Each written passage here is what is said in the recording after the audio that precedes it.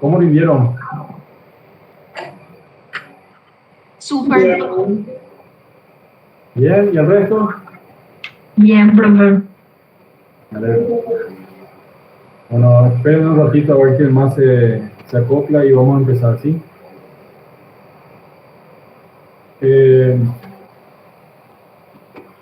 Espero que tengan a mano sus trabajos prácticos, la copia, para que puedan ir cotejando, comparando los puntajes, ¿sí? Son 4 TPs que yo les voy a mostrar, las respuestas les voy a mostrar, ¿verdad? La planilla la voy a alzar después. Quiero que vean primero las respuestas para que tengan ya una idea de cuánto más o menos hicieron en los trabajos prácticos, ¿me entienden? Las respuestas son una referencia nada más. No, las respuestas de ustedes no tienen que ser exactamente iguales a las que van a leer o a las que van a ver. Son una referencia, tiene una idea central siempre o un texto principal que es el que nosotros buscamos. Por supuesto, dentro de ciertas condiciones, ¿verdad? Tienen que redactar bien, tienen que hacer un texto que tenga sentido, tienen que hacer, perseguimos algo de ortografía también, ¿sí? Sobre todo en las palabras técnicas, ¿verdad? Porque ese también es uno de los objetivos del semestre, de que ustedes vayan incorporando a su conocimiento palabras técnicas.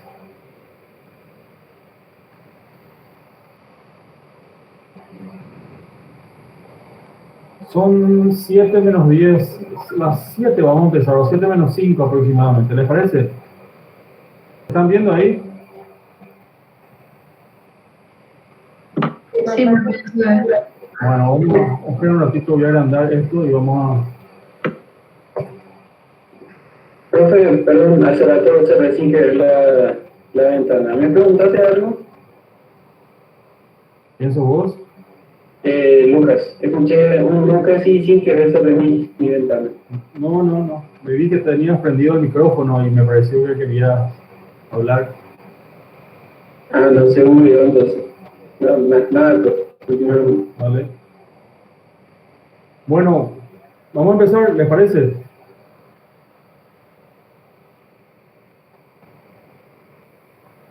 Bueno, Sí, el primer trabajo práctico, a ver.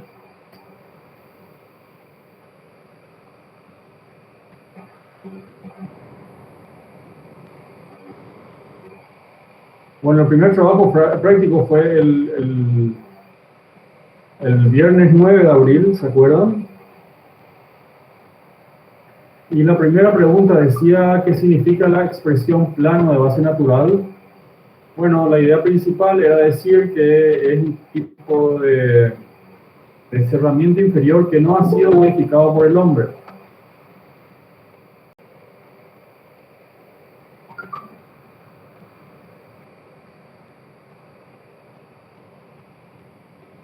Bueno, eso valía 2 puntos. La condición topográfica se mantenía inalterable, ¿verdad? Se mantenía aún intocable. ¿Qué son los movimientos del suelo? También se les preguntaba. ¿Y qué se pretende con los movimientos del suelo? Habían 2 preguntas ahí, ¿verdad?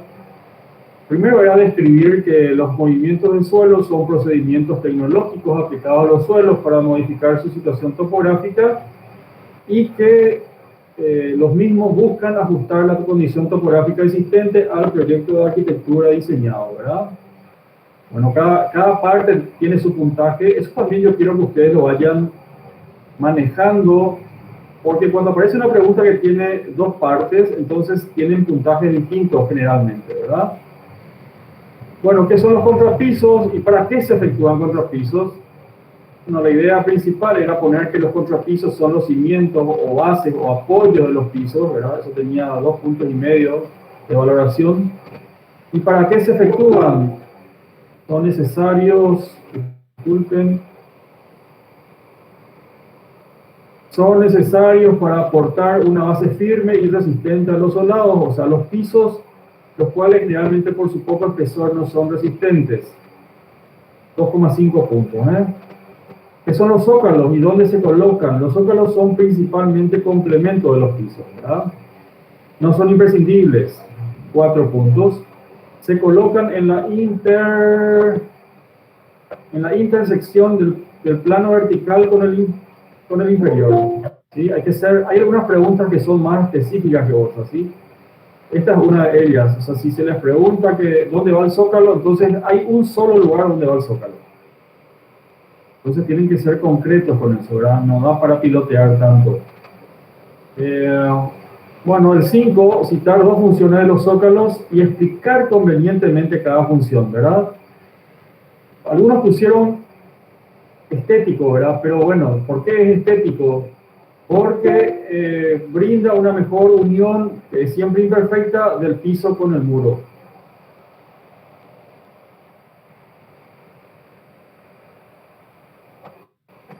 O sea, a ver, si por ahí se repite este tipo de pregunta y les dice explicar convenientemente cada función, y ustedes dicen, por ejemplo, estético nomás, bueno, ¿qué se entiende por estético? ¿Verdad? Digan la idea de lo que es estético para ustedes. Acá, específicamente, hay una función estética que es la de cubrir la unión del piso con el muro, ¿verdad? Es siempre imperfecta. Y la segunda función del zócalo dice, ofrece una protección parcial al muro en su sector inferior, o sea, en la parte de abajo del muro, donde se coloca el zócalo, particularmente contra golpes o salpicaduras producto del aseo del piso. O sea, si ustedes ponen salpicaduras, bueno, ¿qué tipo de salpicaduras? Yo me voy con una manguera o le pega el agua de lluvia. ¿Qué tipo de salpicadura? Generalmente es por el aseo del piso, ¿verdad? Cuando se repasa o se baldea el piso, ¿verdad? Muy bien. ¿Es imprescindible su uso? No, por marcar no tenían un punto. ¿Y por qué no es, o sea, por qué es imprescindible? El uso del zócalo, si bien es necesario, no es imprescindible. Su uso depende de la disponibilidad de recursos económicos para su ejecución, ¿verdad? Ya lo hablamos eso en clases. Bueno, van mirando los puntajes de cada respuesta y después entramos a falso o verdadero. Hay que justificar los falsos y acá quiero mencionarle de vuelta a mi colega, a mi compañero Luis Pino, que el viernes pasado les avisó que un enunciado, o sea, esto es un enunciado, puede tener varias preguntas o correctas o incorrectas. Tienen que leer bien, ¿sí? Y yo les dije el primer día de clases que algunas de las preguntas que acá van a estar contenidas no son precisamente las que yo hablé en la clase teórica, porque no hay tiempo. Están en el libro, por eso que yo siempre les insistí en que lean los libros. Muy bien. Decía el primer enunciado, las escaleras tienen exigencias para su uso, los peldaños deben ser regulares y constantes.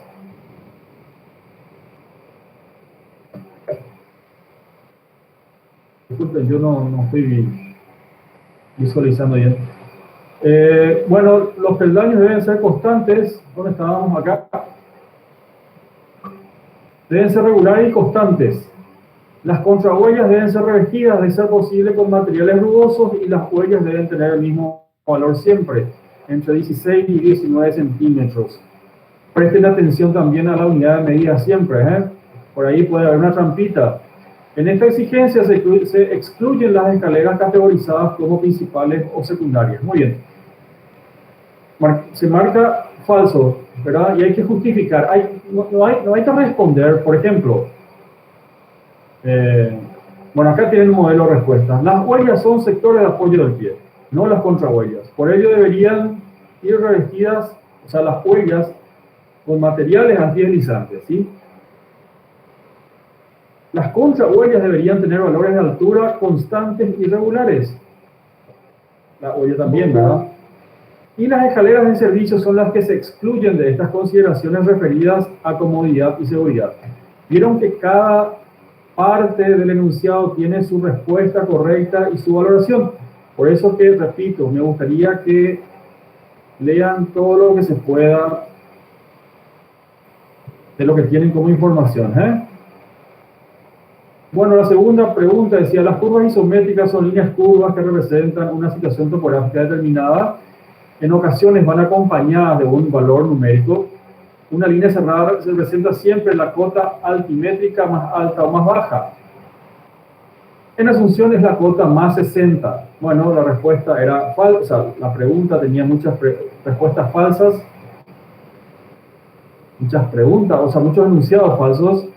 Marcar valía un punto y la justificación venía así. Las curvas isométricas siempre van acompañadas de un valor numérico, acuérdense de ese detalle. Y la cota altimétrica más baja de Asunción es la más 0,64. ¿Sí? Acá se puso más 60. No sabemos si es 60 centímetros o 60 metros. ¿Sí? Es 0,64 metros. ¿Sí?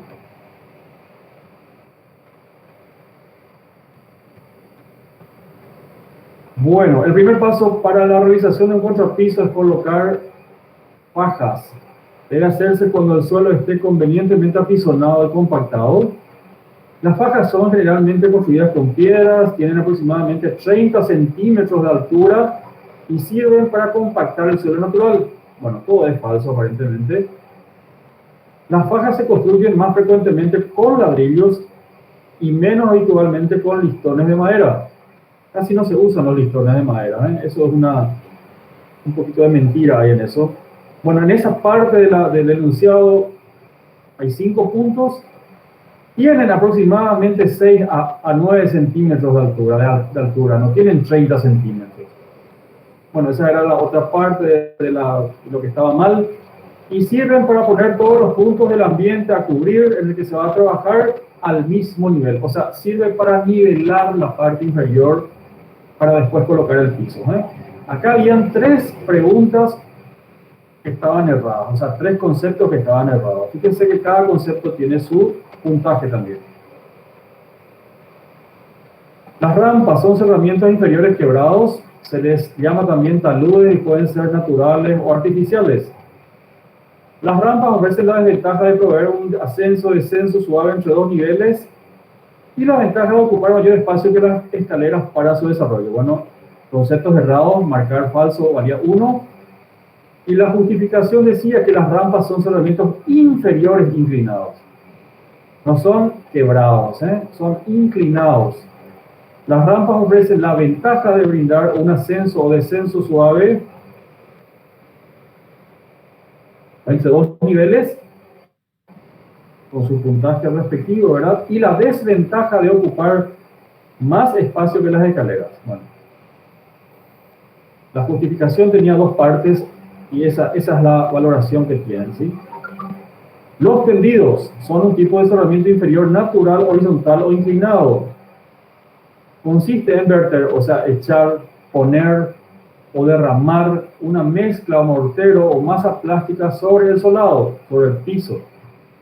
En ocasiones necesita como base un contrapiso, como es el caso del hormigón armado. Bueno, había algo errado acá, por eso la marcación está en falso. El tendido es un tipo de cerramiento inferior horizontal. No es natural, Ojo. Cuando se interviene algo, cuando se toca algo, ya no es natural. ¿Sí? Bueno, horizontal, inferior horizontal, que consiste generalmente en verter una mezcla sobre un contrapiso, no sobre el piso. O sea, el soldado es el piso, ¿verdad? El hormigón armado se vierte generalmente sobre el suelo natural, convenientemente apisonado y compactado. O sea, eso también es necesario que ocurra. La tierra tiene que estar apisonada y compactada.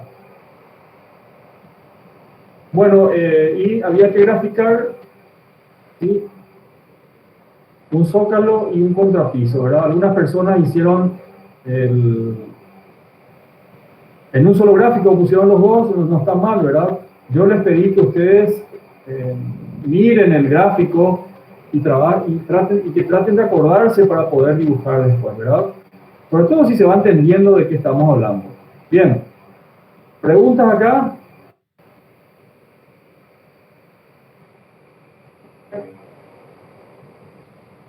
Ninguna pregunta. ¿Qué tal les fue?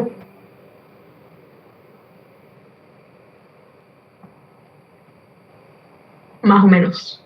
Regular o Regular. ¿quiénes están por ahí? A ver un poquito. Orihuela, ¿estás por ahí, Orihuela?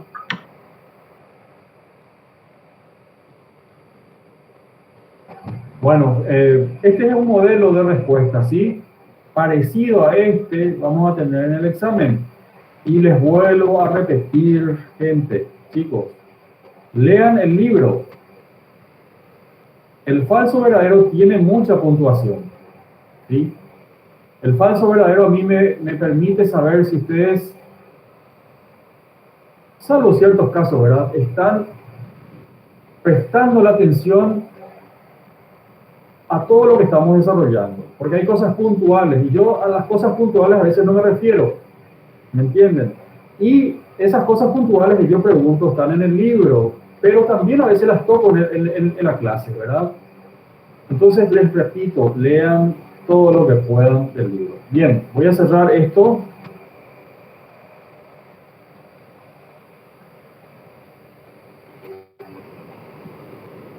Y voy a abrir el siguiente.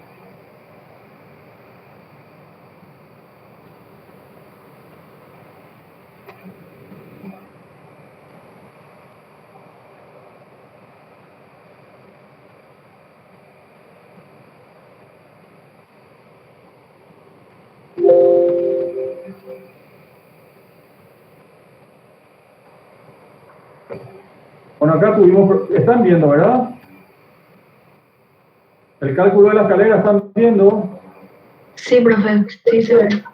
Bueno, respóndanme por favor, porque yo no sé cómo está saliendo la llamada, así que necesito de ustedes para esta parte, ¿sí? Bueno, acá hay problemas realmente.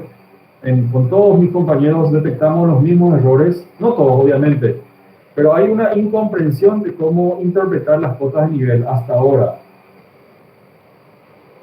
El libro dice, cuando una cota de nivel tiene el signo más y otra tiene el signo menos, cada una tiene su significado, ¿verdad? Si es con signo más, es porque está por encima de una cota de referencia que es la 00. Y si tiene el signo menos, está por debajo, ¿verdad? Esa es la función de los signos, ¿verdad? Y después hay que aplicar unas operaciones matemáticas para determinar la altura.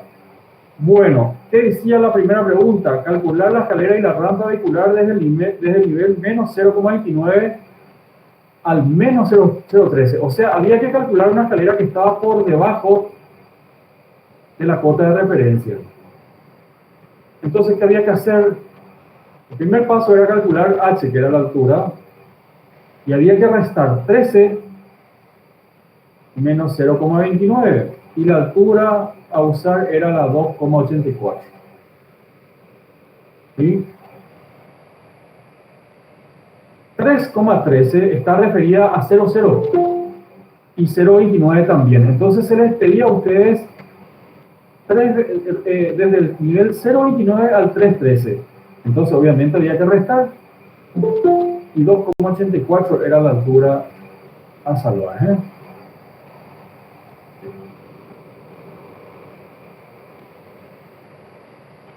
Bueno, el segundo paso era calcular A, o sea, la contrahuella. Y este paso también es absolutamente necesario. Más adelante van a entender por qué. O sea, el valor H se divide por 4 valores que son 17, 17 y medio, 18 y 18 y medio. Y salen unos valores de cociente que ustedes tienen que elegir uno de ellos. Yo les dije, un criterio para elegir podría ser agarrar el valor que más se acerca a un valor entero. Yo encontré, por ejemplo, este que está acá, 15,77, y después volví a hacer la división de 2,84 dividido 16 escalones, no 15,77. Yo no puedo tener, ya les dije, no puedo tener un valor decimal en la cantidad de escalones. Tengo que tener o 15 o 16. Entonces acá me sale un valor de cociente que yo lo tomé hasta el cuarto decimal, ¿verdad? Si el tercer decimal sale 0, entonces hay que tomar el cuarto decimal. Y el tercer decimal sale un número que no es 0, bueno, entonces ahí termina, pueden tomar los 3 decimales, ¿sí? Y este valor que está acá es el que se usa en esta fórmula para calcular B, que es la huella. Y se usa esta fórmula. Entonces ustedes reemplazan, como ya tienen A, reemplazan acá, más B es igual a 0,64. Despejan B, está sumando, pasa al otro lado. O sea, todo esto pasa al otro lado a restar y tienen 0,64 menos esto que está por acá. Y da este valor de huella. Este es el valor donde nosotros pisamos la huella. Y repito, está siempre con el tercer decimal. No vayan a redondear esto, chicos. No porque sale 0,28 hay que poner 0,29. No es así la cosa. Cuando se construye la escalera, hay que construirla con medidas exactas. Y en una escalera de muchos escalones, el tercer decimal suma.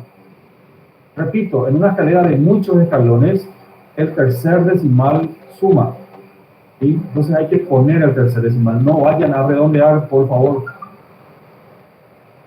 Bueno, después viene el cálculo de la longitud. Y fíjense que cada paso tiene su valoración también. Y en la fórmula de la longitud decía que había que multiplicar el valor de la huella, que es esta que está acá, por la cantidad de escalones menos 1. Porque el último escalón es la llegada. Estén ustedes ascendiendo o descendiendo, no importa eso. Como acá yo tuve 16 escalones, uso menos 1, entonces uso 15 escalones. Y multiplico por la huella. Y este es el espacio en verdadera magnitud, perdón, en horizontal que va a ocupar la escalera. 4,275, a lo mejor son 4 metros, 27, ¿verdad? Este es el espacio que va a utilizar la escalera. Si se les pide graficar, hagan un dibujo en planta, o sea, desde arriba. No usen el dibujo de corte. ¿Sí? También les quiero decir que acá yo cometí un error. Bueno, después les voy a explicar esto. Y el cálculo de la rampa era muy sencillo, ¿verdad? En el libro está más simplificado, pero era aplicar una regla de 3 nada más. Se les pedía, bueno, cálculo de rampa vehicular, el valor máximo permitido, porque en las rampas vehiculares hay que usar el máximo valor, o sea, en todas las rampas hay que usar el máximo valor.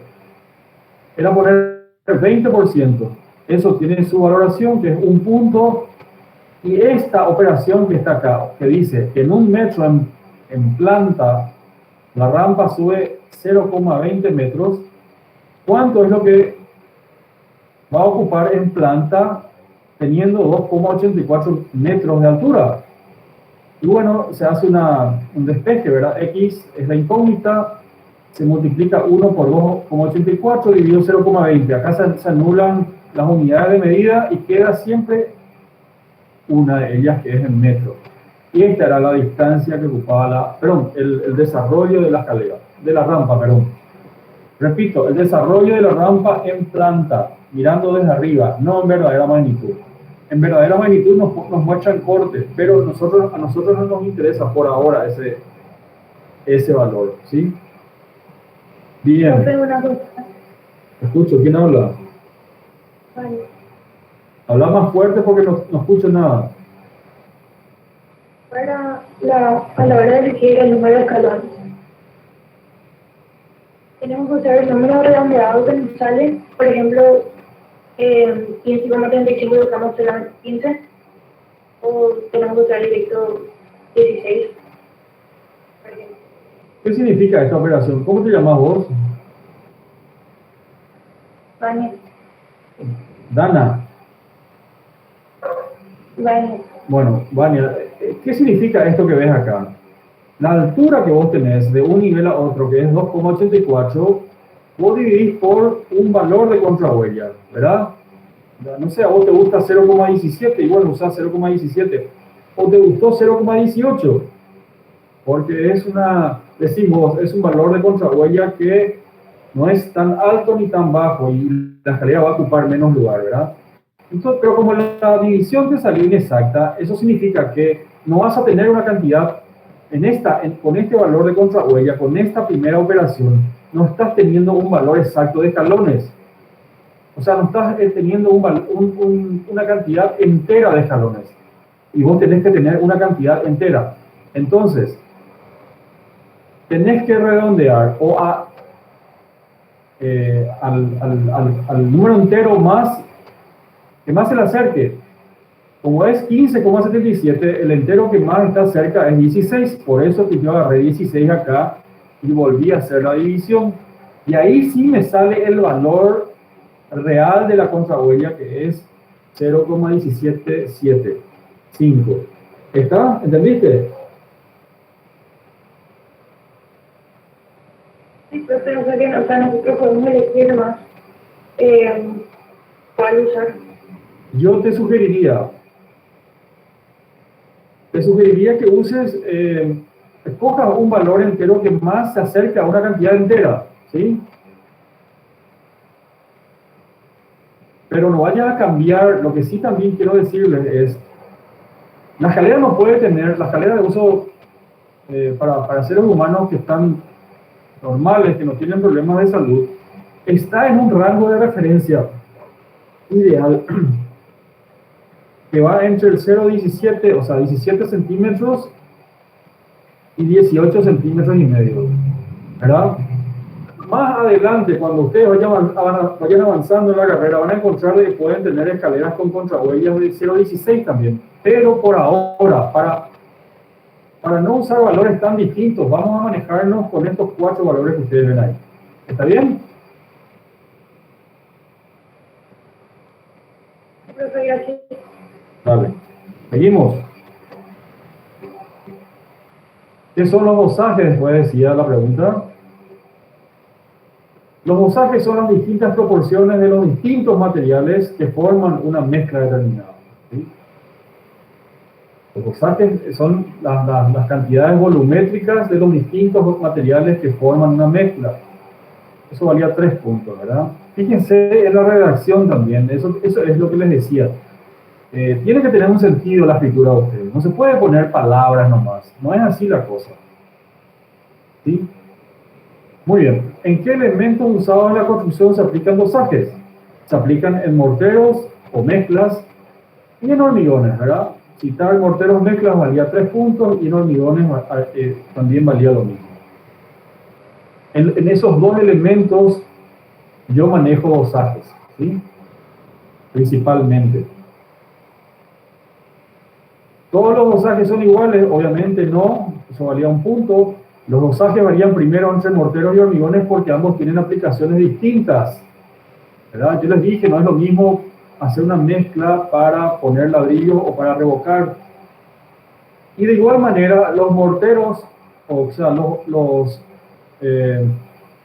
¿dónde me quedé? De igual manera, los morteros pueden tener dosajes distintos según el uso que tendrán, y lo mismo pasa con los hormigones, ¿verdad? En los hormigones, dependiendo del tamaño, dependiendo de las cargas que va a recibir, puede variar el dosaje de la argamasa, de la mezcla del hormigón, ¿me entienden?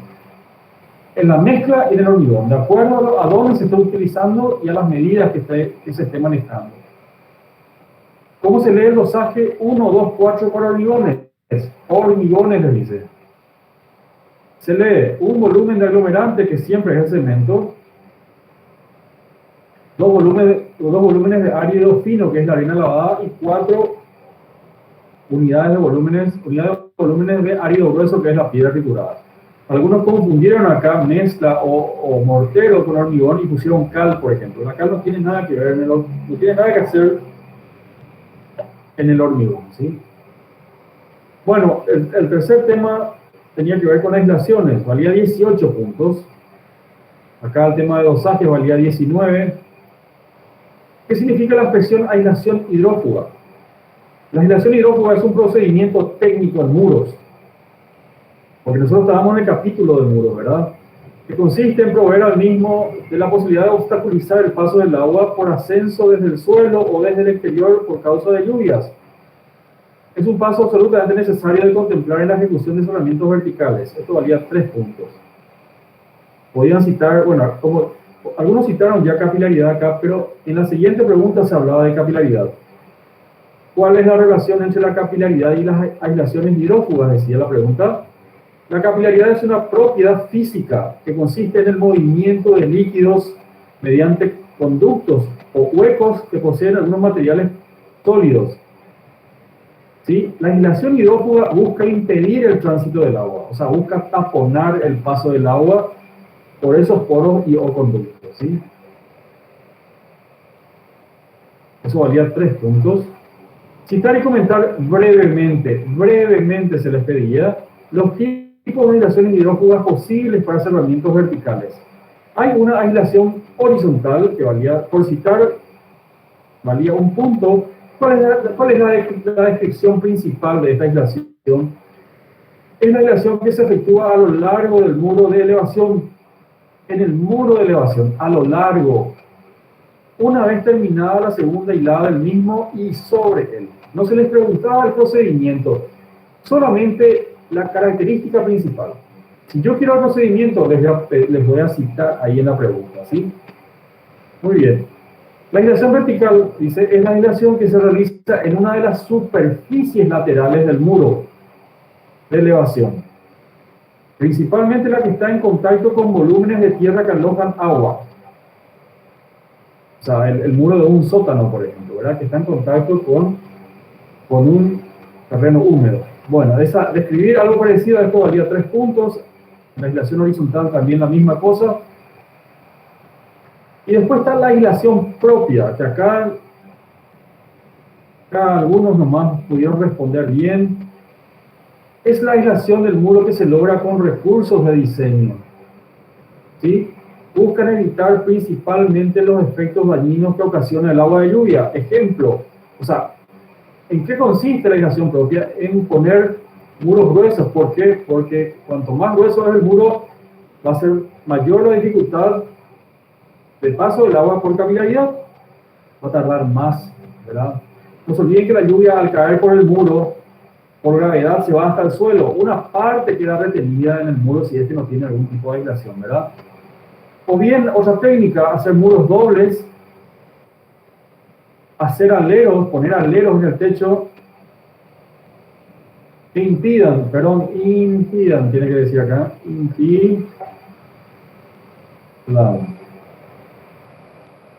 el contacto del muro con el agua. O sea, ustedes, cuanto más aleros ponen, van a proteger más el muro y obviamente las aberturas, ¿sí? Bueno, de describir algo parecido con esto valía 3 puntos cada una. La descripción valía cada una 3 puntos. Y acá entramos otra vez en los falsos o verdaderos. Valía 32 puntos. Miren la valoración que yo les puse en el trabajo práctico. La primera pregunta, o el primer enunciado decía, los cerramientos verticales son llamados también mampuestos, muros, paredes, murallas y hasta tabiques.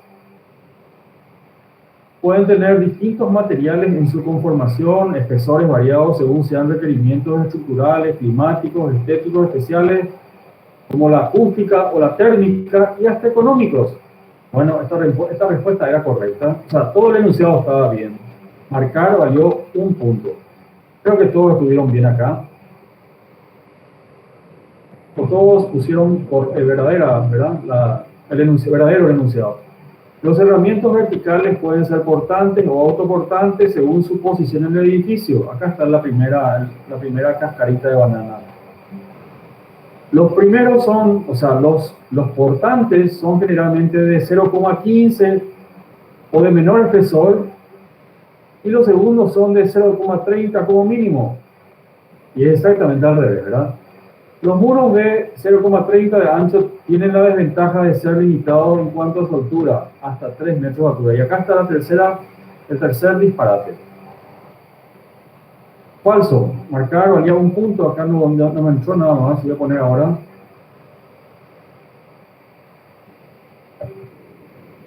Y la justificación era: los cerramientos verticales son portantes o autoportantes según su capacidad resistente, no según su posición en el edificio. Esa es la primera respuesta, que valía 4 puntos. Los primeros, o sea, los portantes, son realmente de espesores mayores a 15, 0,20 como mínimo, Y los segundos, los autoportantes, son de espesores bajos, 0,20, perdón, 0,10 o 0,05 metros. La segunda respuesta, la segunda parte errada del enunciado, ¿verdad? Y ahí está la respuesta correcta.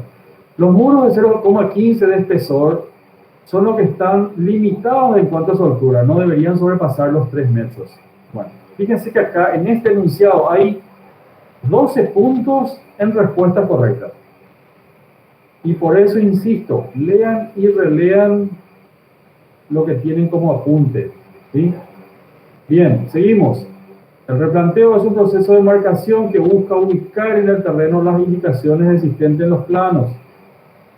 Se realiza mediante varios instrumentos o herramientas. Una de ellas es la plomada que apoyada en el principio físico de vasos comunicantes, sirve para verificar la correcta verticalidad de los muros en su encuentro con el cerramiento superior. Muy bien.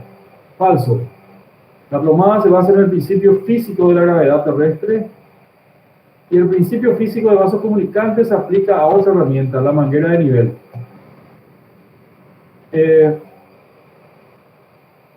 La plomada en todo caso, miren acá, la plomada en todo caso verifica la verticalidad del muro, o sea, del cerramiento vertical. El muro con el inferior, que es el piso, no con el superior. ¿Sí? Bien. El muro de nivelación es parte del cerramiento vertical. Su parte inferior está en contacto con el suelo, o sea, la parte inferior del cerramiento, perdón, del muro de nivelación. Cumple varias funciones, entre ellas distribuye las cargas en el terreno, permite salvar las diferencias de altura existentes en el suelo, y se lo construye generalmente de piedra, aunque se lo puede ejecutar con otros materiales, hormigón armado o madera. Varias cosas erradas hay acá. Falso. La parte inferior del cimiento es el que está en contacto con el suelo, ¿sí? El cimiento es lo que está enterrado, no se ve, entonces está en contacto con el suelo. 4 puntos.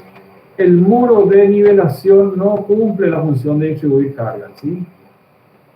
El cimiento se encarga de eso. Y se lo ejecuta con ladrillo, o sea, comúnmente se lo ejecuta con ladrillo o hormigón armado, no con madera. Y no con piedra tampoco.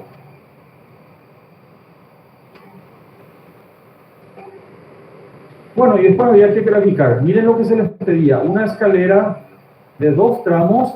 Habían dos condicionantes acá. 2 tramos tenía que tener la escalera y 16 escalones. No se les pedía 20, ni 13, ni 25. Se les pedía 16 escalones. Entonces, tienen que respetar la cantidad que se les pide. Bien. Un tipo de aislación hidrófuga en cerramientos verticales. Podían escoger cualquiera, la aislación horizontal, la vertical o la propia. Y un muro lindero medianero. Y se les pedía mostrar las características que lo identifican. Acá yo quiero felicitar a algunos grupos porque fueron muy originales, porque acá es donde se ve realmente las ganas o el ingenio de algunos de ustedes para responder lo que se les pide. Por eso armé este tipo de preguntas. Era buscar una parte de una construcción, la mayoría eligió la Casa de la Independencia, era buscar esa partecita que respondía a las exigencias del muro de lindero, ¿verdad? Y tenían que citar por qué era un muro lindero medianero, porque tenía cobertura y porque contenía ambientes habitables, ¿verdad? Y porque está obviamente en contacto con una propiedad vecina. Repito, a las personas que procuraron acá, yo les felicito. Una sorpresa muy grata para mí fue eso. Bien, ese es el segundo trabajo práctico. Preguntas, les escucho. Algo que estén dudando o que hayan respondido de esa manera.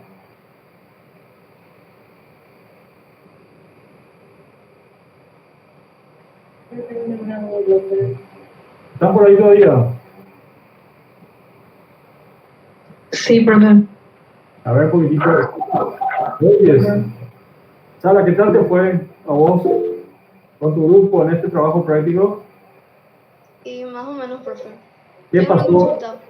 Sí, te escucho. En el caso de que me vuelva a pedir, por ejemplo, dibujar o graficar una escalera con 2 trazas.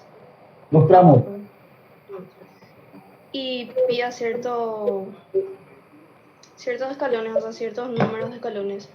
Y si Sí, lleva, por ejemplo, un descanso, ¿eso cuenta como un escalón más o no?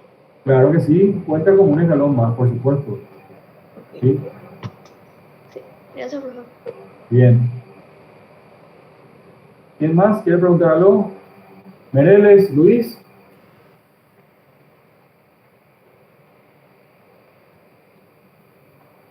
Lía, yo te pediría revisar el libro. ¿Sí? En el libro hay un dibujo en planta de escaleras, ¿sí? Que tienen tantos escalones. Entonces vos agarrás y contáis. Tiene 1, 2, 3, 4, y ahí vas a entender la cantidad de escalones totales que debería tener. O vas a decir, esta escalera tiene tantos escalones, ¿me entendés? Creo que es algo demasiado simple. Noldin, Fiorella, Hola, profe. ¿qué tal, Fiorella? ¿Todo bien, y vos? Bien, gracias. ¿Cómo te fue con este trabajo práctico? ¿Cómo Más o crees? menos. ¿Cuál fue el problema? En el verdadero y falso. ¿En el qué? Verdadero y falso. Me faltó justificar algunas cosas. Algunas cositas, ya. ¿Estaba muy difícil esto? Y más o menos. Bueno, ahí va la pregunta. ¿Vos estás leyendo el libro a medida que vamos avanzando o no? Sí, Bueno, leo. bueno, te felicito. Me alegro mucho. Gracias, profe. Yanina, ¿verdad? Sí, Lía, te escucho. Yo te preguntaba por el tema, ¿ves el tercero ese del TP? Te mostraste recién, el tercero de graficar. Cuando te pide en otro ejercicio, por ejemplo, las características, Claro. hay que explicar abajo del gráfico otra vez las características que lo identifican como ahí. Mostrame, indicame por lo menos cuáles son los ítems o los elementos que le identifican a un muro lindero medianero. No, el muro no se llama así por cualquier cosa, ¿me entendés?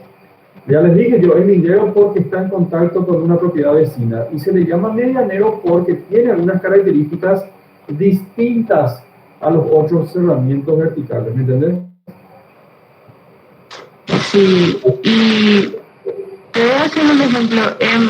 Yo, por ejemplo, dibujé una propiedad y otra propiedad en planta ¿Sí?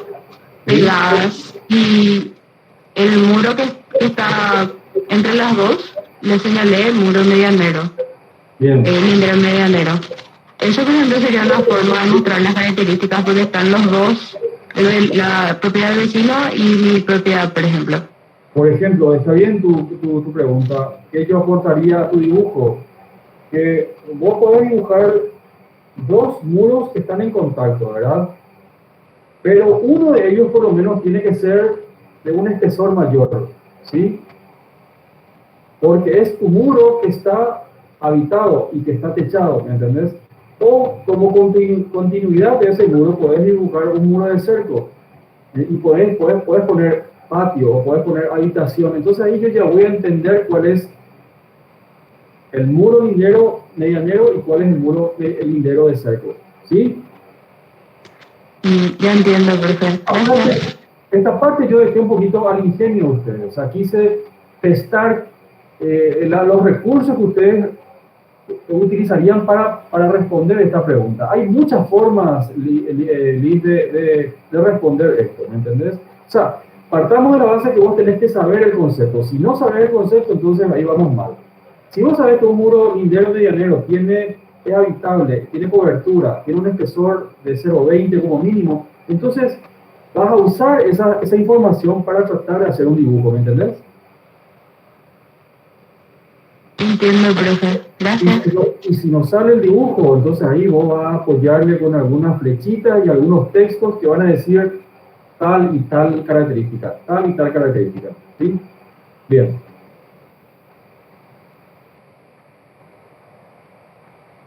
A ver un poquitito. Cecilia, María Cecilia. No voy a bajar el apellido. ¿Qué tal te fue, María Cecilia? Hola, profe. ¿Qué tal? Y más o menos ¿Qué te costó o qué no salió bien? la parte de falso y verdadero. Justificar más de un error. Pero ¿te diste cuenta de eso o no? En algunos casos sí, en otros no. O sea, lo que te pregunto es, ¿te diste cuenta, o sea, atendiste a esa observación que dice que en cada enunciado puede haber más de un concepto equivocado? Sí, pero el problema estaba en encontrar la justificación. Claro. Esa parte la vas a mejorar con la lectura, ¿sí?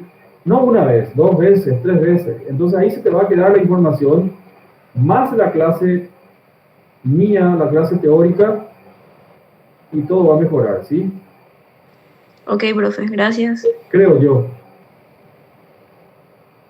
Bueno, otra pregunta, les escucho antes de cerrar este capítulo.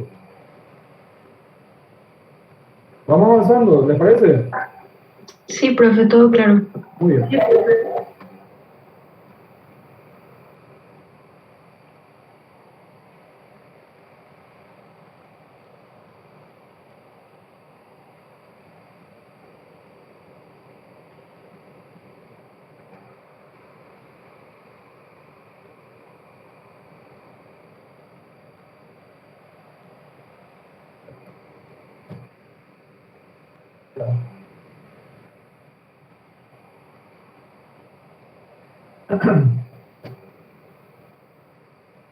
Bien, todos tienen en pantalla, pregunto, ¿es el cerramiento, es el tercer trabajo práctico, cerramientos verticales, fijos, parte 2, y móviles también?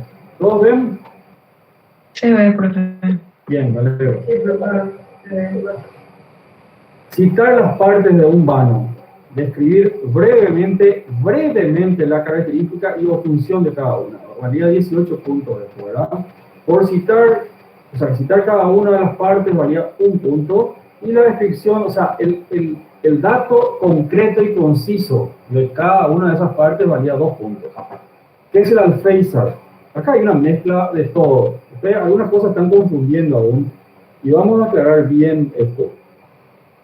Primero, el alféizar es una parte horizontal del vano que permite relaciones físicas, o sea, que le permite mirar y que permite que pase el viento.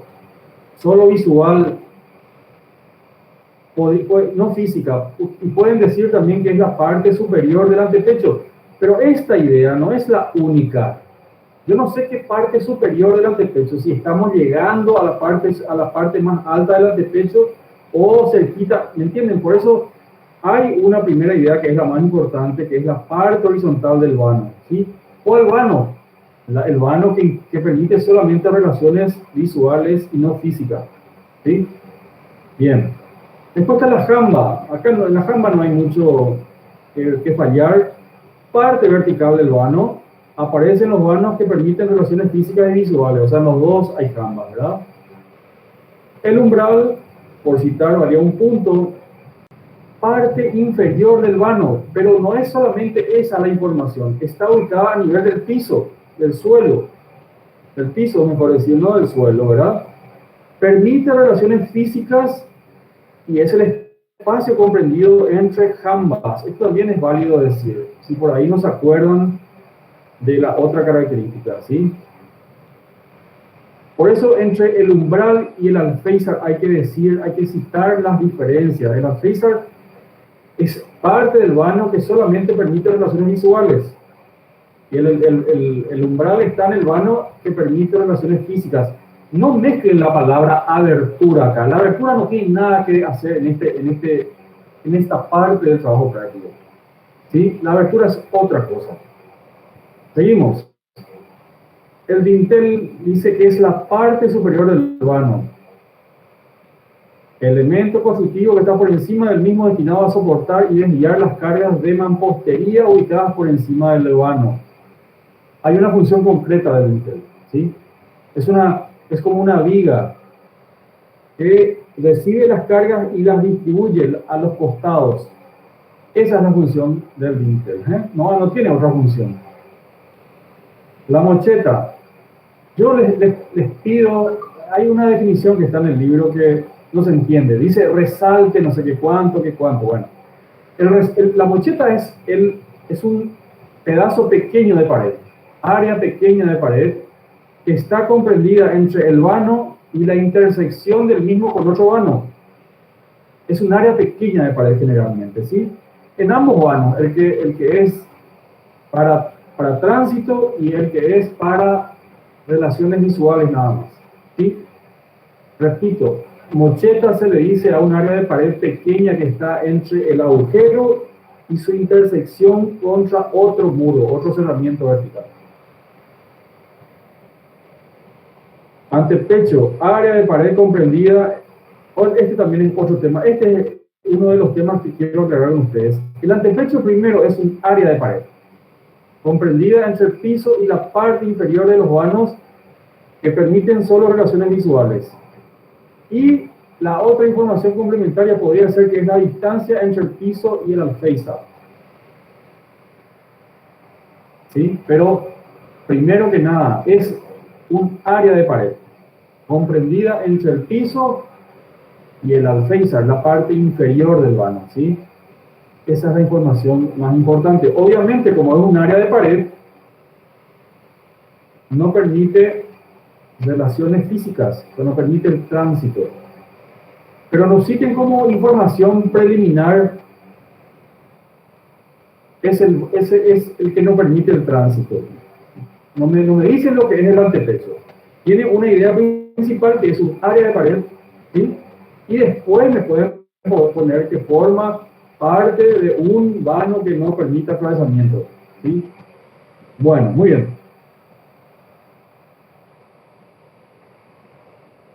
Acá pusimos unas preguntas nuevas. Era citar la palabra, ¿verdad? Que identifica los conceptos siguientes. Valía 13,5 puntos. Valía 1,5 puntos cada palabra. Parte horizontal del vano forma parte del vano que no permite interacciones físicas, solo visuales. El alféizar, ¿ven? Les podía preguntar lo mismo que estaba arriba para que ayude a entender el concepto de cada uno. Nombre del aparejo de ladrillos en el cual los ladrillos apoyan en su cara de mayor superficie. Era igual poner de soga o de punta o tizón. Las dos apoyan en su cara de mayor superficie. Material formado por la mezcla de tierra natural apisonada y un aglomerante que es el cemento se llama suelo cemento. Accesorio metálico que permite fijar las aberturas al muro tirafondos. Material de revestimiento de muros. Sobre el mismo generalmente se aplican pinturas, revoque, ¿verdad? Generalmente dice acá. O sea, obviamente hay gente que pinta sobre el muro en estado natural, pero por eso hace la salvedad acá que es generalmente. ¿Sí? Muy bien. Material viscoso, pegajoso, de color negro, de origen orgánico, usado como impermeabilizante en muros. Asfalto, pintura asfáltica también era válido. Parte del cerramiento vertical pesado fijo en el cual pueden existir vanos o aberturas. O sea, ustedes ponen aberturas o vanos en el muro de elevación, en el paramento. Paramento también se le dice al muro de elevación, o pared. Construcción provisoria, fija o móvil, necesaria para ejecutar muros a mucha altura, andamio, muy bien, que acertaron casi todos. Material de diversas coloraciones, espesores, transparente, a veces despejado, muy utilizado en fachada, muy bien, era el cristal templado. Algunos pusieron vidrio, tienen parte del puntaje. En este tipo de preguntas, chicos, hay que ser concretos. O sea, yo creo que todas estas descripciones son bastante específicas. O sea, no creo que dé pie a confundirse o a pensar en otra palabra, ¿verdad? Muy bien. Marcar con C las respuestas correctas y con I las incorrectas. Esto valía 12 puntos, medio punto cada respuesta. Un aglomerante utilizado en morteros de hormigones es la cal. La cal no se usa en hormigones, por eso es incorrecta. El cemento sí se usa en ambos. El yeso no se usa en ambos.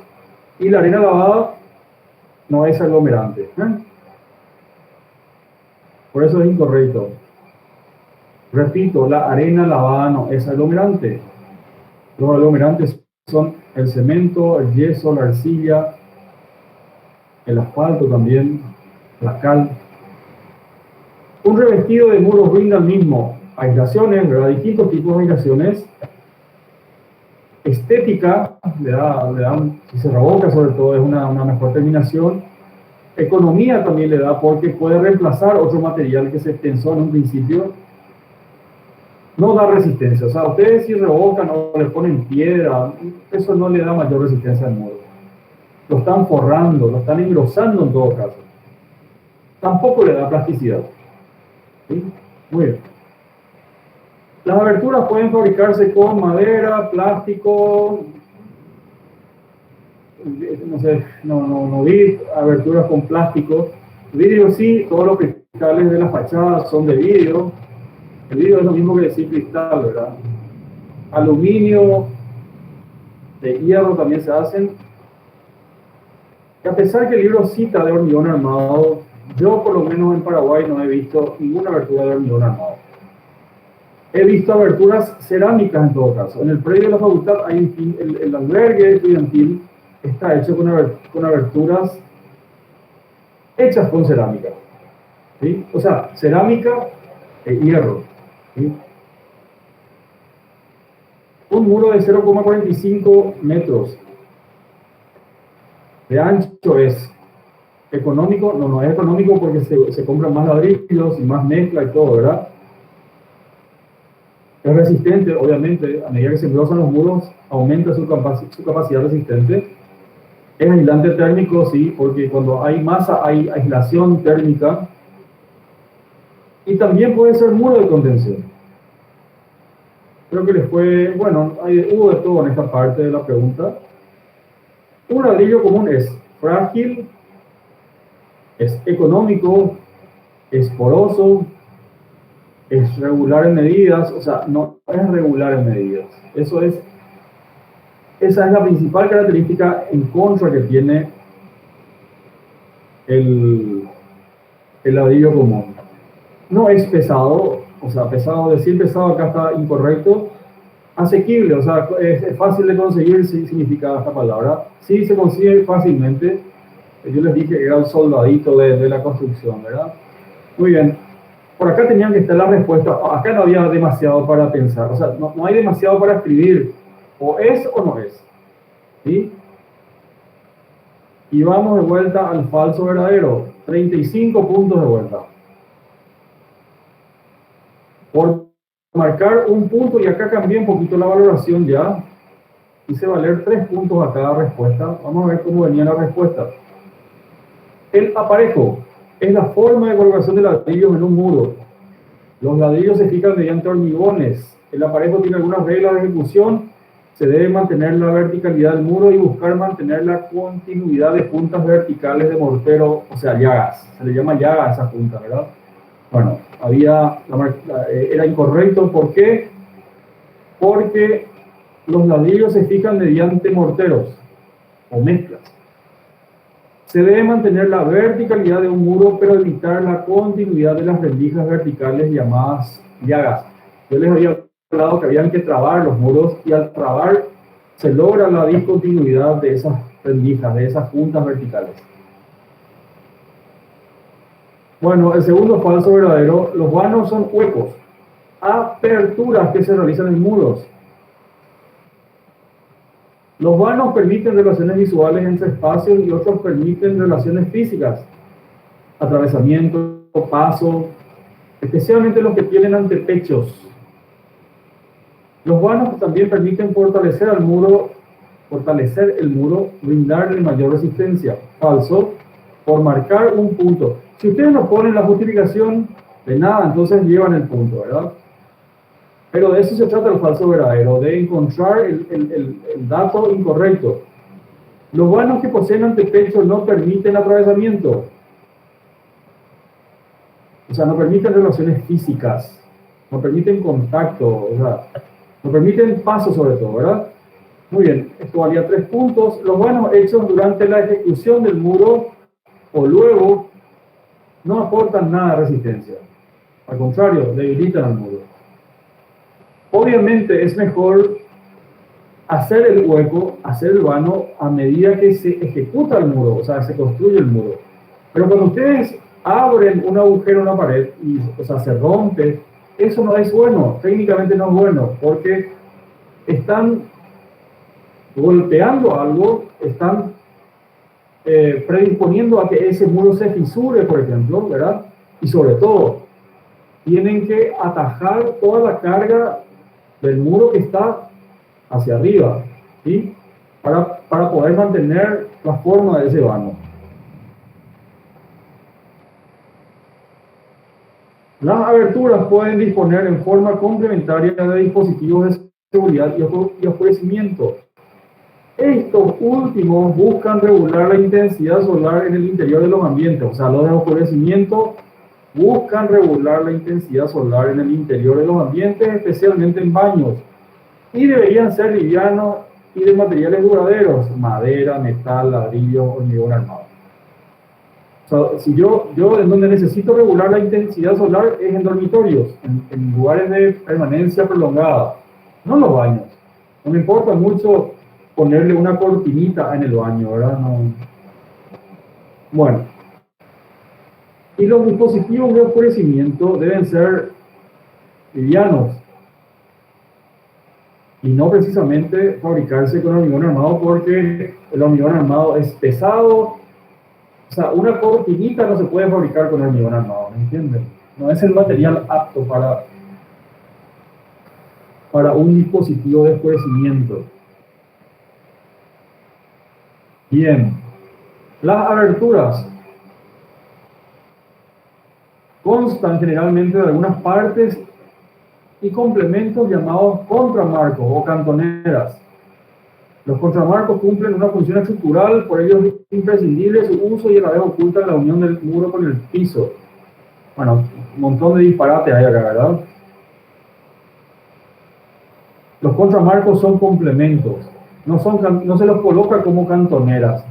Las cantoneras son ángulos generalmente, no tienen nada que ver con los contramarcos.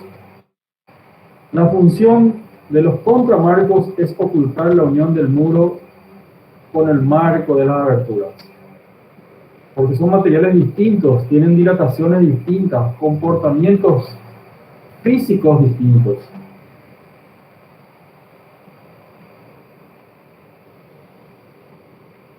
El adobe, tapial o estaqueo son nombres dados a distintas técnicas para construir cerramientos verticales fijos livianos mediante el uso de tierra natural. Son técnicas muy nuevas y ofrecen varias ventajas. La tierra es un material abundante, reciclable, buen aislante térmico, producción simple, etc. Falso, el adobe, el tapial o el estaqueo son cerramientos verticales fijos pesados, no livianos. Son técnicas antiguas, bastante antiguas, ya las dije yo eso. Se conocía el hormigón todavía, el cemento. Y todas estas propiedades sí estaban correctas. Es un material abundante, reciclable, buen aislante térmico, producción simple, etc. Bueno, y acá en la parte graficar se les pedía un vano, poner todas las partes, indicar, o sea, dibujar el vano e indicar todas las partes. Algunos olvidaron algunas partes, 6 son sus partes, son todas sus partes en un vano. En una abertura había que poner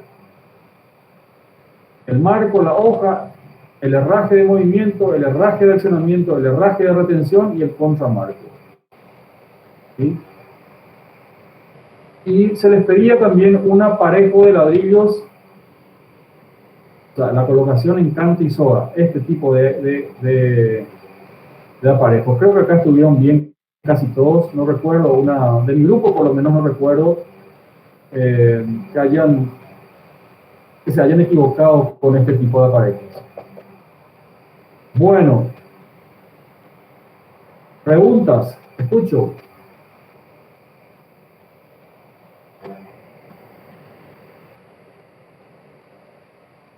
Vamos a ir a las preguntas en cuestión. Luján, Mireia Luján, ¿está por ahí, Mireia? Sí, pero ¿Cómo te fue con este trabajo práctico? más o menos. ¿En qué te costó o qué no te fue bien? Y falso verdadero, sí. Siempre falso verdadero, ¿verdad? Sí, Bueno, ¿estás leyendo por el viernes? sí, pero Me alegro mucho. Abigail Romero. hola, profesor. Hola Abigail, ¿cómo estás? Todo bien, igual. Bien, muy bien, gracias. ¿Cómo te fue? Y más o menos. Hay algunos detalles que le quiero ¿Cómo? ver mejor. Hay algunos detalles que hay que ver mejor. Ya. Pero no me ¿Estás leyendo? Sí. Bien, me alegro mucho. ¿Quieren preguntar algo, chicos? Algo que no... Sí, algo profe, que les yo respondieron de otra manera. Sí, les escucho. tengo una consulta con respecto al ejercicio 3. ¿Quién sos? Marcar con Iván Collante. Sí, Iván, te escucho. En el ejercicio 3, marcar con C las respuestas correctas y la I con en las incorrectas. En donde dice, las aberturas pueden fabricarse con y marcaste hormigón armado con que es incorrecto. Pero en el libro dice que es correcto y se supone que nosotros nos estamos basando en el libro para responder. Sí, tienes razón, tenés toda la razón. Yo por eso hice el comentario de que en otros países he visto aberturas de hormigón armado, tengo que decir.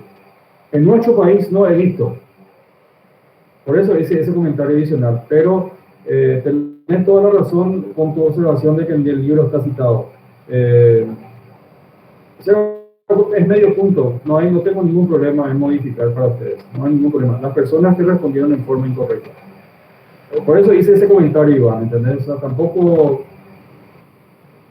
la lectura de los libros también, bueno, ustedes están empezando, la lectura del libro tampoco no tiene que ser un dogma, una receta única, ¿me entienden? Yo por eso también les cuento algunas cosas que me parece que están un poco fuera de lugar, ¿entendés? Pero está bien, acepto tu observación, tenés toda la razón.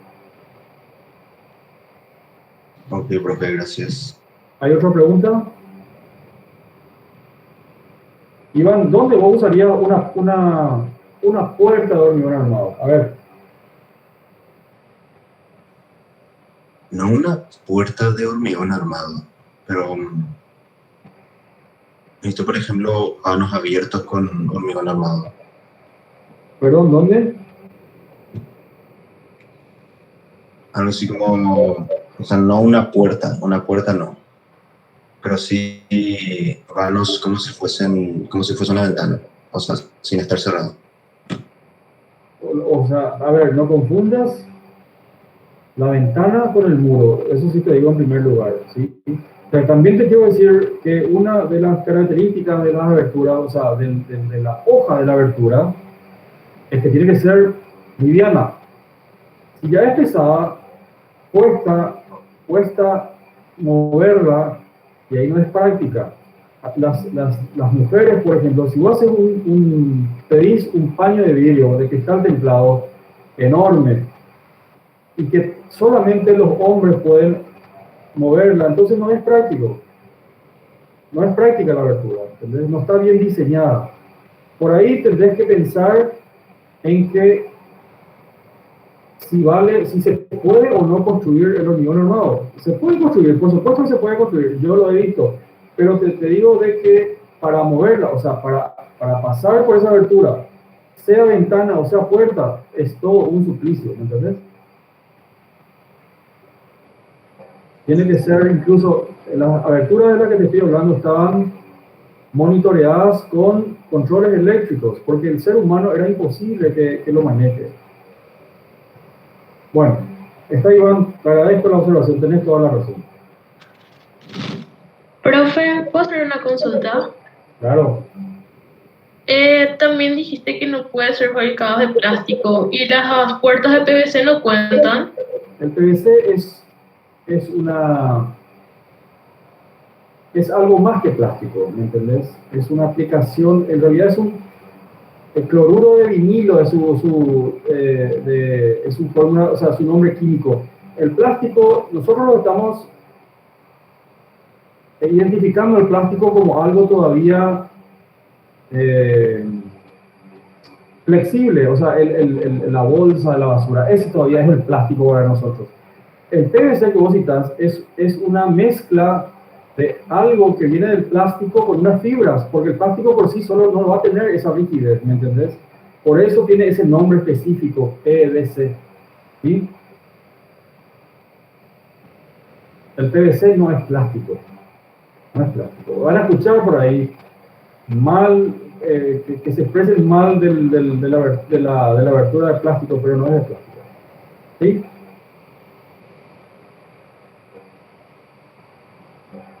Bien, ¿otra pregunta? Profe, en ese ejercicio 3, en el 3.3, cuando decís aberturas, mencionas aberturas, te referís a que tenemos que tener en cuenta los materiales que utilizamos para hacer la hoja, ¿verdad? ¿Quién sos vos? Yo soy Lía Gil. Diga, ¿qué es una abertura? O sea, ¿cuáles son las partes de una abertura? Vamos a empezar por ahí. La hoja, la herradura, el movimiento, No herradura, herrajes. herraje, ¿Qué más? el marco. Muy bien. La hoja, o sea, la abertura es la suma de la hoja, la abertura y los herrajes, ¿sí? Sí. En un 80% la abertura se la identifica como una abertura de metal, de madera, de PVC, como dijeron recién, ¿sí? Entonces, el material de fabricación de la abertura es el que domina todo. O sea, si vos vas a tomar y me vas a decir el picaporte y me vas a cuestionar que la abertura tiene un picaporte y por eso puede ser metálica, yo te digo, no. Se toma en cuenta el material que predomina en toda la abertura, ¿me entendés? Ya entiendo, sí. ¿Entendiste? Algunos incluso me marcaron el vidrio como incorrecto. Y el vidrio, las aberturas de los bancos, de las cooperativas, de los aeropuertos, son todos vidrios. Tienen un marquito de metal porque es necesario para poder fijar los vidrios, pero mayoritariamente son de vidrio, ¿me entendés? Sí, entiendo. Bien. ¿Qué más? ¿Otra pregunta?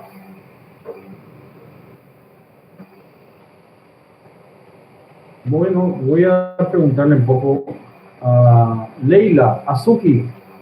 Hola, Leila.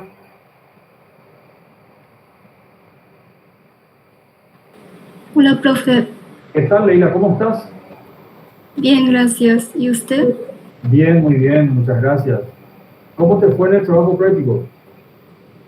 Más o menos también. ¿Por qué? Me cuesta la parte de falso y verdadero.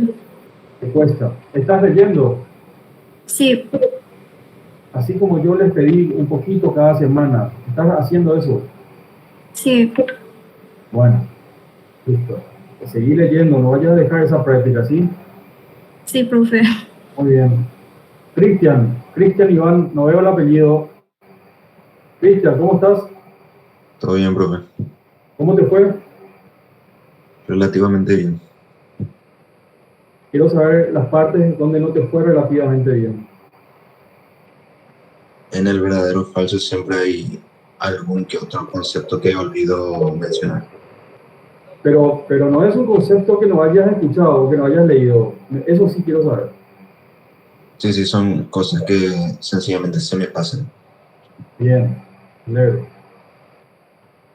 Reyes, Sara.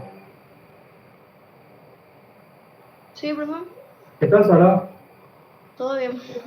¿Qué tal te fue con el trabajo operativo, con este trabajo operativo? En este mejor que el otro. ¿Mejor? el anterior. Sí. Bueno, me alegro muchísimo. Acá creo, en el anterior fue el cálculo de escalera o fue en este. No, en el anterior, ¿verdad? No, en el anterior. ¿Qué tal te fue con el cálculo de escalera? Y más o menos también. Más o menos que sacaste bien la altura. El que yo te pregunté anteriormente. El cálculo, el trabajo del TP anterior, el cálculo de escalera, sacaste bien la altura. Sí, creo que sí. O sea, tu grupo, pero ya no manero. Ah, también les quiero decir, mientras cierro esto, si no hay más preguntas, ¿podemos avanzar? Profe, ¿Me escucho?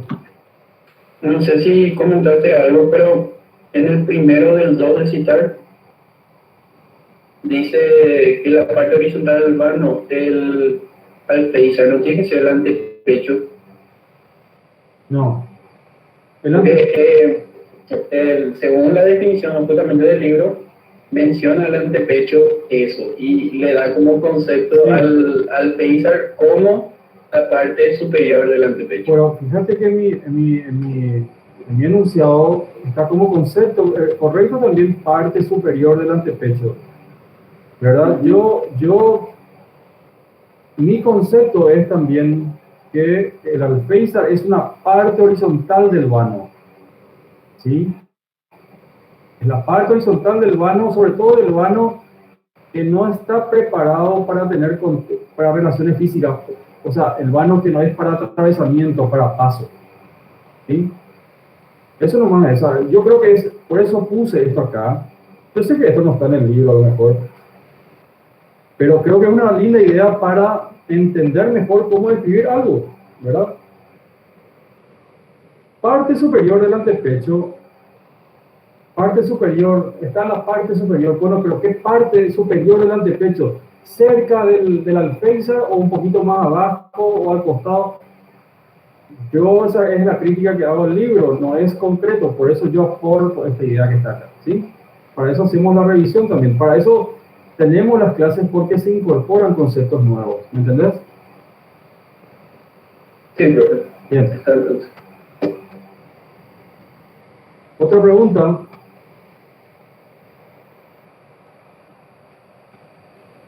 ¿Qué tal les fue a todos acá con graficar una abertura? ¿Bien? Sí, profe. Bueno, me alegro. Vamos a avanzar. Bueno, les quería decir, mientras abro el último archivo, hay algo que quiero que entiendan del cálculo de la escalera, porque siempre es motivo de reclamo en las revisiones de exámenes personalizados. Si ustedes hallan mal la altura, el resto está todo mal. Ya no entra ahí el procedimiento ni nada, porque ustedes no manejan, si hallan mal la altura, no manejan el primer concepto necesario para después hallar la escalera, ¿me entienden? Para después calcular la escalera. O sea, si ponen mal la altura, eso anula el ejercicio. Y ahí se van unos cuantos lindos puntos. ¿Sí? Bueno, eso quería decirles también. Cerramientos superiores, el último, el del viernes pasado.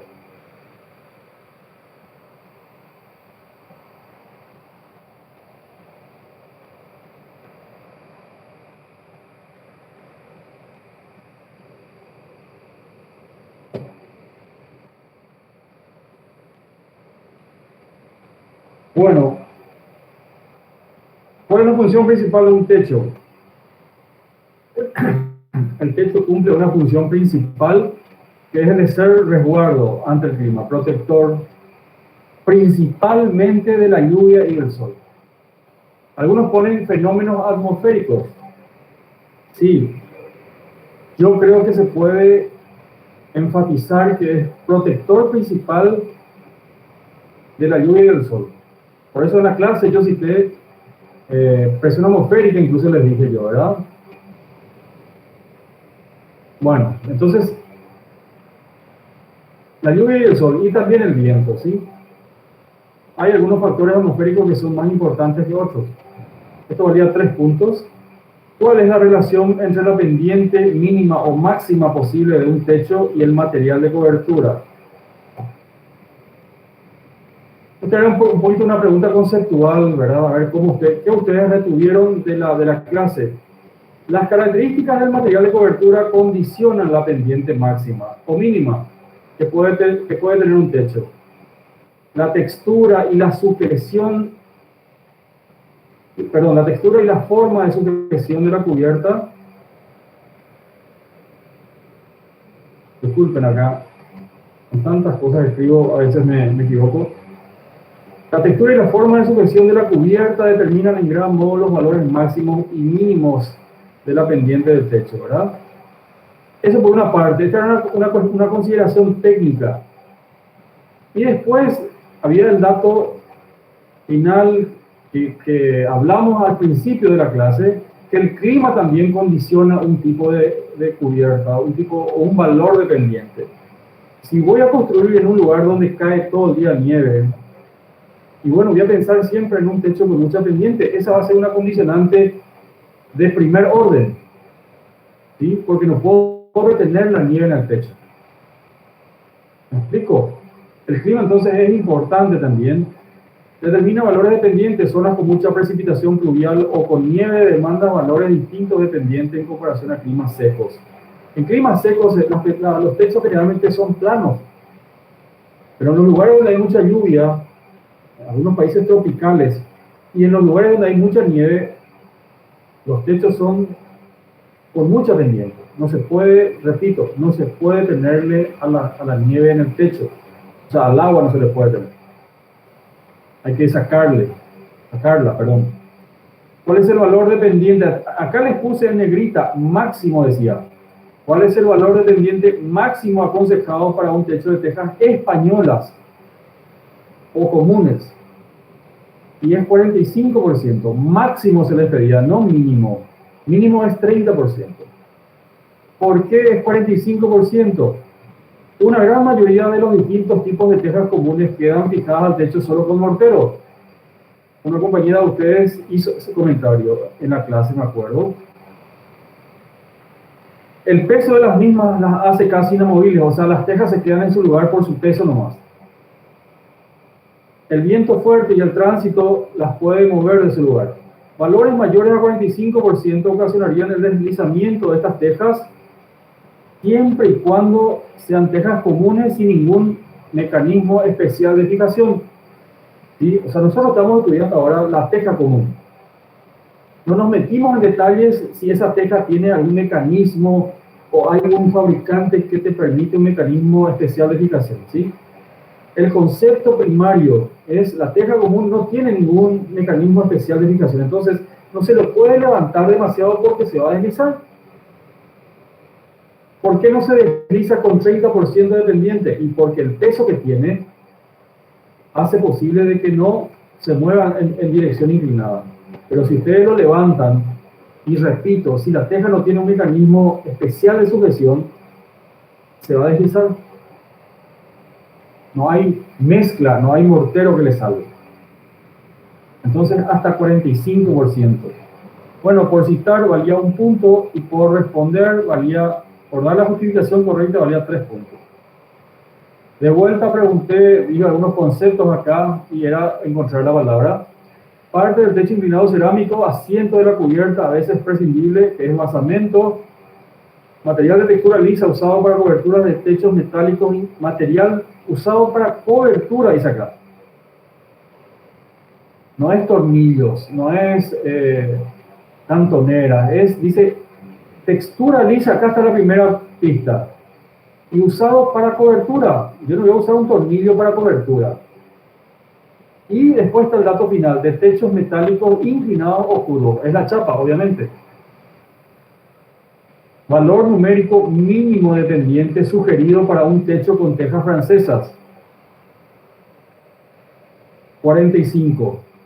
Yo les dije en la clase, el techo de teja, la teja francesa tiene una fabricación distinta. Permite una mejor sujeción al techo.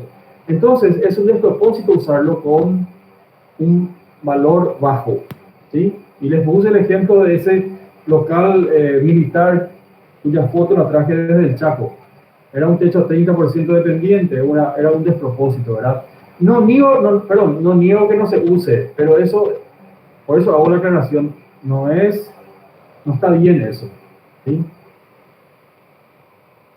Tipo de cielo raso generalmente a base de mortero adherido a las losas de hormigón armado. Es el cielo raso aplicado, adherido. Acá está el dato importante. Adherido, o sea, está pegado. Es el cielo raso aplicado. Nivel comprendido entre un cerramiento inferior y uno superior, apto para diversas funciones. El entrepiso, todos acertaron esto. Cerramiento superior de simple curvatura con altura de flecha igual al radio del arco. Bóveda de medio punto. Material utilizado tradicionalmente como soporte de techos cerámicos inclinados. Soporte les dice. Soporte, lo que aguanta el techo cerámico inclinado. Es la madera, por eso dice tradicionalmente. Y dice también material. Cerramiento curvo de doble curvatura usado como cobertura de altares. ¿Sí? En la cúpula,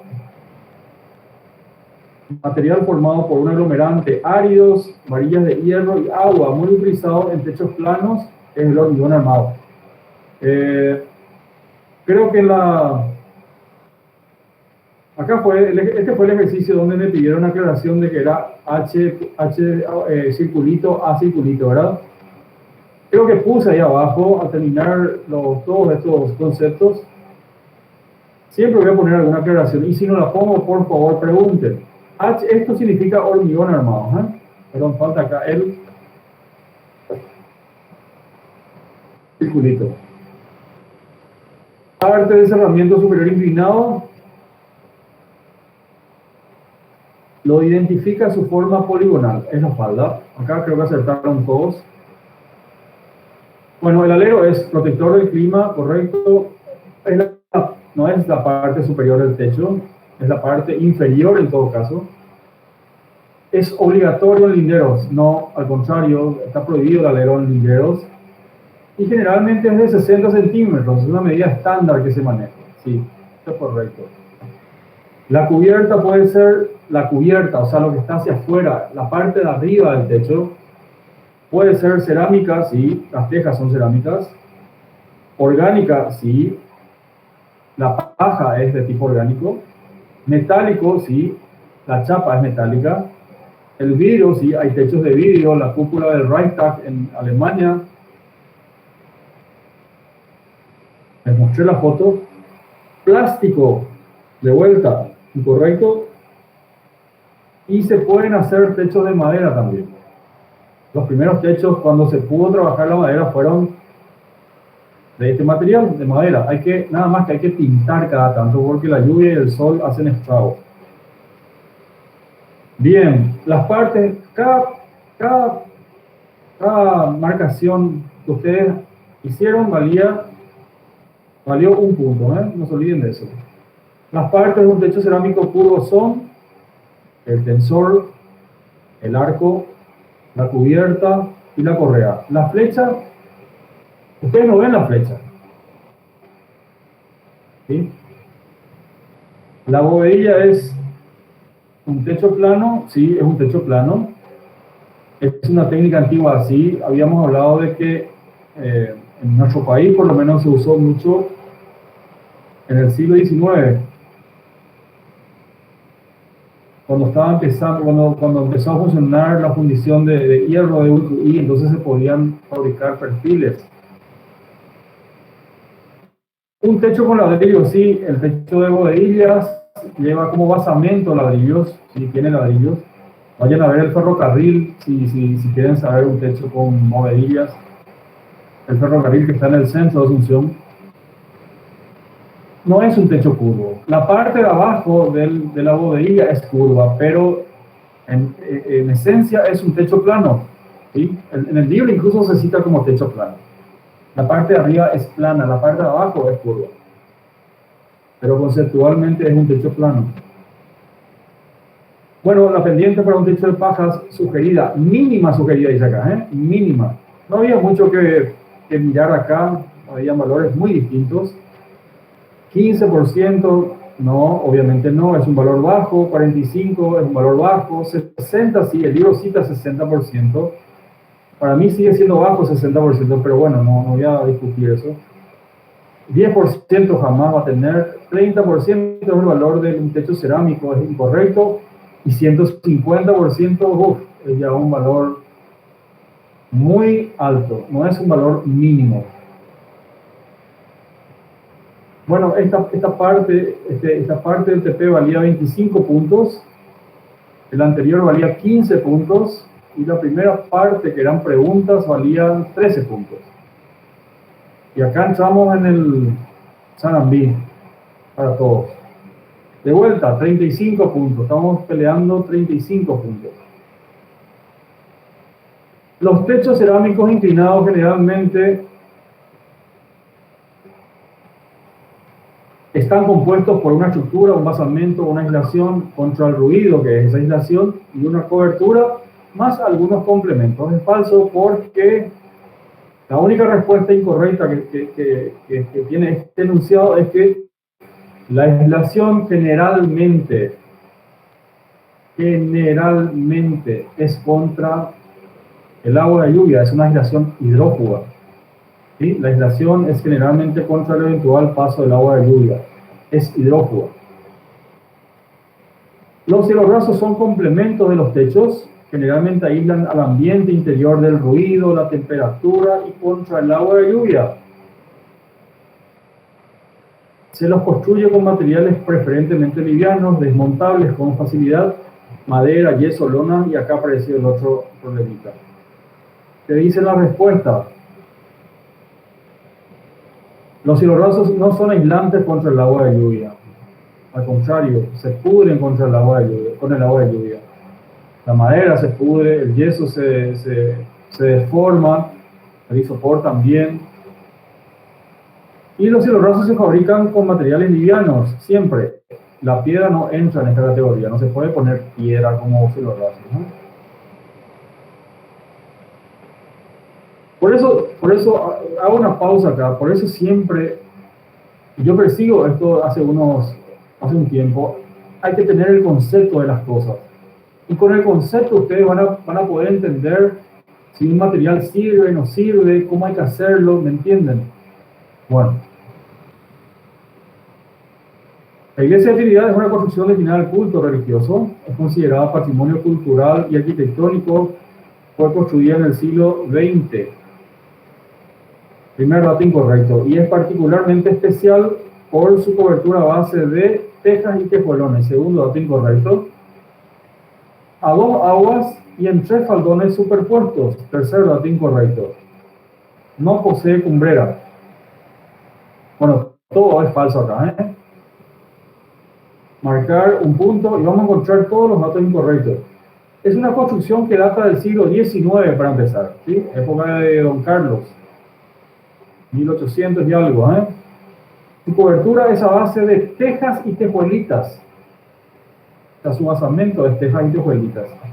Eso está en el libro. Es un techo a 2 aguas en 3. Acá en realidad la palabra es en 3 faldas superpuestas, no son faldones. Pero dejé pasar esta parte de la respuesta. En realidad había que decir 3 faldas porque tienen forma poligonal, no tienen forma triangular. Y en la parte superior, la nave principal sí tiene cumbrera, porque es la parte donde se juntan los techos. Revisen tus libros y van a encontrar todo lo que está acá mencionado. Bueno, las canaletas se construyen siempre con chapa y en ocasiones con PVC u hormigón armado. Sirven principalmente para juntar el agua de lluvia y canalizarlas hasta las bajadas. Cuando se asocian, o sea, cuando se juntan al alero, protegen al muro del sol y la lluvia. Necesitan como mínimo 30% de pendientes. Bueno, un montón de datos incorrectos de vuelta acá. Marcar un punto. La canaleta, si bien está junto al alero, no protege contra el sol y la lluvia. No es esa su función. La canaleta de alero necesita como pendiente mínima 1% de pendiente para escurrir el agua. O sea, hay que inclinarla 1% mínimo para que el agua se pueda desplazar, ¿verdad? Bueno, esa parte de la respuesta valía también 3 puntos. Y la última pregunta, el fibrocemento es un material utilizado como coberturas, como cubierta. Tiene forma rectangular y espesor mínimo casi igual a un ladrillo. Está fabricado con cemento y fibras. Estas aportan rigidez, o sea, las fibras aportan rigidez. Es apto para techos curvos, bóvedas o cúpulas. Mal, todo mal. El fibrocemento es un material usado como cubierta. Tiene espesor mínimo, pero no como el ladrillo. El ladrillo tiene 4 centímetros de espesor, 5 algunos. El fibrocemento es un material fino, medio centímetro es la medida mínima, hasta 1,5 centímetros. Bueno, como tiene fibras, es un material rígido, no se permite doblarlo, no se puede doblarlo. Entonces hay que usarlo solamente en techos inclinados y no en techos curvos. Hay un grupo que me puso, creo que fue el único grupo que respondió concretamente que no se puede doblarlo, que es algo rígido. Les felicito yo a ese grupo. No me acuerdo cuál es ahora. Bueno, acá variamos un poquitito la pregunta. Había que nombrar primero estas descripciones que están acá abajo y después graficarlas.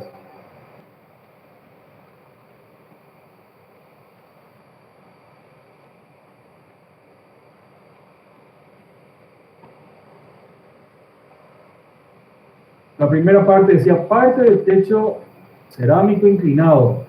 Acá está el primer dato. Techo cerámico inclinado donde se unen 2 faldas o una falda y un faldón. La respuesta era lima tesa, por citar valía 1 punto, y por dibujar el gráfico concreto de una lima tesa valía 3 puntos. Acá sí voy a hacer algunos comentarios porque lo tengo fresco. Ustedes, por ejemplo, dibujan el techo y ahí se ve el faldón, se ve la falda, se ve la lima olla, la lima tesa, pero yo no sé cuál es la lima tesa para ustedes. Entonces, indiquen cuál es, ¿me entienden? No está del todo bien esa forma de graficar. Tienen que indicar, o tienen que dibujar esa parte nada más del techo, ¿me entienden? Yo no sé si la lima tesa es para ustedes donde está la canaleta o el que tiene forma triangular, yo no sé. Tienen que ser concretos, tienen que mostrarme cuál es la lima tesa o lo que se les pregunta, ¿verdad?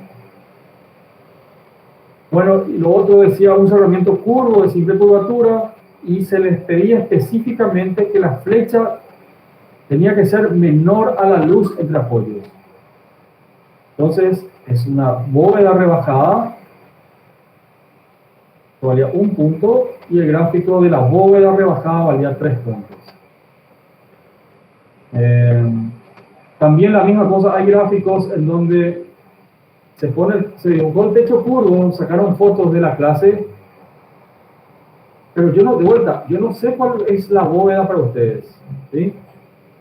Si es el arco nomás o es la correa, hay un dibujo que representa una bóveda.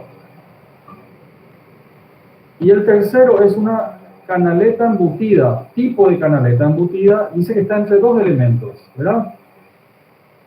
Y esos 2 elementos están entre 2 elementos, presente en fachadas sin alero o en lindero. Acá se les dio la pista final. Es la canaleta embutida, ¿verdad? De fachada o lindero. Porque está presente en fachadas o en lindero. Entonces es una canaleta embutida. No es una canaleta embutida de lima olla, es una canaleta embutida de fachada o de lindero. De cenefa también dice el libro. Bueno, 1 punto y el gráfico 3 puntos.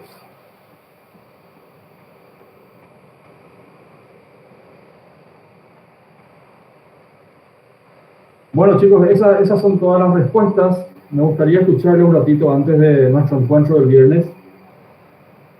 Profe, Escucho. te quiero preguntar algo. Sí. En una parte hace rato era que dijiste que no puede haber aberturas de plástico y que el PVC no era plástico porque una compañera te dijo que si no valía el PVC y vos dijiste que el PVC no era plástico, pero es un derivado del plástico. Bueno, por eso hice la acotación. ¿Cómo te llamas? Marcela, Rabugetti. Marcela, el plástico en sí conceptualmente es un material deformable, ¿sí? Cuando vos lo asocias con otro material, la fibra se convierte en algo más rígido, ¿me entendés? Si es, eso quiero que entiendas por el momento, pero no quiero, a ver, ¿dónde está eso? Acá. Es un punto, bueno, no nos vamos a enemistar por un punto, pero quiero que entiendas esa diferencia que hay. Si vos decís plástico a todo el mundo en el ámbito de la construcción, plástico es algo que no tiene forma, o sea, es deformable, no tiene rigidez, ¿me entendés? Y también dije está mal usado como nombre. El plástico por sí solo necesita unirse a algo para que tenga rigidez, ¿sí? Bueno, profe. ¿Otra pregunta? Yo tengo una pregunta, profe, Escuche. con respecto al examen. A la hora de graficar en el examen, ¿cómo vamos a hacer, profe? Tipo, te pedimos permiso para utilizar el teléfono y sacar fotos. En esa, o sea, yo les sugiero, si es que hay gráficos, ¿verdad? O sea, si se piden gráficos, dejen eso para el final. Hagan lo más importante primero. Hay temas que van a valer más que otros. Y obviamente para graficar, yo les voy a dar permiso, obviamente, ¿no? Pero les repito, no sea algo que lo hagan al principio, ¿sí? Porque ahí uno puede pensar mal y yo no quiero hacer eso. Dejen los gráficos para el final. No tiene la misma puntuación que los otros temas. Eso quiero aclararles. Enfóquense en los temas, en la parte de conceptos, o sea, la parte de textos. Esa es la parte importante para empezar. ¿Sí? Voy a dejar las indicaciones en FADA virtual. Mañana ya van a tener las indicaciones a última hora de la tarde. ¿Qué les quiero también pedir? Y sigo viendo esto en los trabajos prácticos. Desde dentro de 15 días ya vamos a poner restricciones porque no puede ser que se repita. Yo les dije que hay una forma de nomenclaturar el trabajo práctico. Hay que poner el nombre del grupo. Todos se equivocan con el nombre de su grupo, o casi todos. Yo les pido que revisen de vuelta los números de sus grupos, pongan sus nombres y también pongan sus nombres en la parte superior del trabajo práctico. En el examen también va a ser así. O sea, pongan arriba sus nombres, miren desde arriba hasta abajo y lean bien lo que se les pide, por favor. También, otra cosa que ni me escucharon ni leyeron lo que yo puse en FADA virtual aparentemente, salvo algunos grupos, es el tema del color del texto. Aunque no crean, el tener contraste, o sea, diferentes colores, agiliza la corrección porque ya encontramos directamente la respuesta. ¿Me entienden? Eso quiero que también tomen en cuenta. O si van a trabajar todos en negro, entonces yo voy a hacer las preguntas en un distinto color. Vamos a ponernos de acuerdo. Ahora nos podemos poner de acuerdo si quieren. Es una cuestión que me ayuda a mí y les va a ayudar a ustedes también porque van a tener más rápido sus notas. Luz, a ver, ¿por qué preguntaste? Voy a mirar el chat.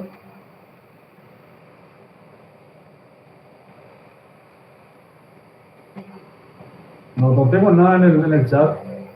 A ver.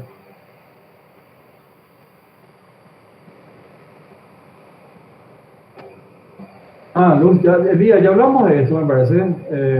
Sí, ya hablamos de esto. Lucía Riveros, la pregunta dice, ¿los puntajes de los trabajos prácticos estarán para hoy en el apartado de calificaciones? Voy a hablar con mis compañeros, ¿sí? Voy a hablar con mis compañeros a ver cómo están ellos. Algunos tuvieron problemas, por eso les cité a casi todos en estas dos videollamadas. Marta, creo que la arquitecta Marta, creo que está por su lado. Entonces yo voy a hablar con ellos, cómo está la cosa, y voy a alzar en la brevedad posible. Yo ya tengo listo todos los puntajes, ¿sí? Y también algo.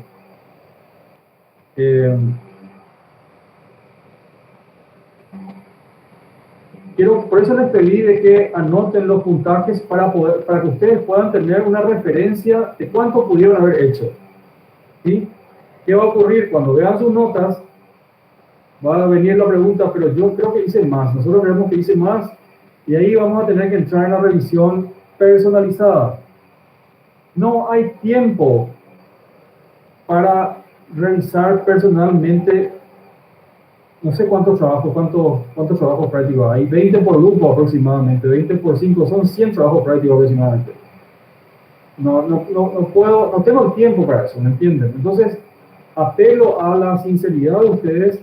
Ahora, yo puedo cometer errores y pude haber sumado mal o pude haber corregido mal y el puntaje que puse es incorrecto.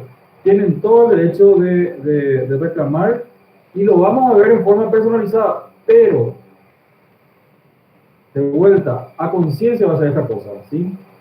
No me gustaría verles a todos en la corrección porque no vamos a poder hacer eso personalizada, la corrección personalizada, y que después al final el puntaje que yo les puse sea el correcto. Es una pérdida de tiempo. Por eso apelo a la sinceridad de ustedes, por eso les pedí que anoten los puntajes. Entonces ahí más o menos, dentro de un margen de error mínimo, el puntaje que ustedes tienen va a ser el correcto, ¿sí? ¿Se entiende? Sí, papá. Muy bien. Otra cosa, estén disponibles media hora antes. Yo voy a poner las indicaciones. Vean todo lo que, acuérdense de todo lo que hablamos en el primer día de clase con respecto a las cámaras, a la forma de trabajar, ¿sí? Y por última vez les digo, chicos, sean sinceros. Hagan el examen con lo que ustedes saben. No tengan el libro al lado, no tengan el PDF, no van la cosa así por la vida, ¿me entienden? No me gustaría escuchar de que el examen de introducción a las tecnologías es una burla, y porque no, yo lo que hago, lo hago con todo el esfuerzo que tengo, doy todo mi conocimiento, así que me parece que corresponde una sinceridad de parte de ustedes también. Ese es el último mensaje que yo les dejo, ¿eh? No quiero argelar el examen tampoco. Yo voy a mirarles a ustedes, y mis compañeros también. Así que no pierdan tiempo en buscar formas de hacer fácil eso, porque el examen, yo les digo, no está preparado para eso. Van a perder tiempo y los únicos perjudicados van a ser ustedes. Ya están los temas del examen, ¿sí? Así que es conocimiento puro. Si no saben, no saben. Punto. Así nomás es la cosa. Bien, chicos, ese es todo mi repertorio para hoy. ¿Alguna pregunta? Ninguna pregunta por mi parte. ¿Quién sos vos? Nicole Rivera. Hola, Nicole, ¿cómo estás? Bien, profe. ¿Estás estudiando? Sí. ¿Cómo va la cosa? ¿Falta mucho? Sí. O sea, es entender bien todo. Bien, está bien. ¿Y con quién estás trabajando vos? Estamos prácticos. Eso. Con Camila Rivera. Ah, ya. Bueno, ¿y están estudiando las dos o cada una por su lado? Sí, estamos estudiando, profe. Bueno, si hay algo que nos quedó claro en estas 4 veces que nos encontramos, en estos 4 viernes, me pueden escribir a través de la delegada o la vicedelegada, yo no tengo problema en responder. Pero que no sea dar de vuelta a la clase, ¿me entienden? Sí, profe, gracias. Bueno, que estén bien. ¿Hay preguntas? Cerramos la llamada. ¿Vamos a cerrar? Pero me quiero hacer una consulta. ¿Quién habla? Silvia. Silvia Amarilla, sí, lo que escucho. Sí. Profe, yo tengo la edición del 2012. Esa igual me sirve. Edición del 2012, ¿de qué me estás hablando? Sí, el libro, profe. Sí, claro que sí, por supuesto. Ah, genial. Ese es el que tiene tapa roja, ¿verdad? No, tapa naranjada tiene, profe. A ver, un poquito. ¿No es este? A ver, ¿me estás viendo? Sí, ese mismo, ese es, profe. ¿Este es? Sí, es. Bueno, pero esta es una edición más nueva, esta es del 2016, pero no me importa. El 95% de los contenidos son iguales en ambas ediciones. Ah, genial, profe. Gracias. Dale. Otra pregunta. Dana, ¿querías preguntar algo? Abogado. No, profe. Cerramos la llamada, no hay más preguntas. Profe, ¿qué hora empieza el examen exactamente? Y si todo va bien, Claudia, vamos a empezar a las 4 de la tarde. Las 4. Sí. Dale. Bueno, suerte y nos vemos el viernes. Que estén bien, cuídense. Gracias, profe. Ok. Gracias, profe. Gracias.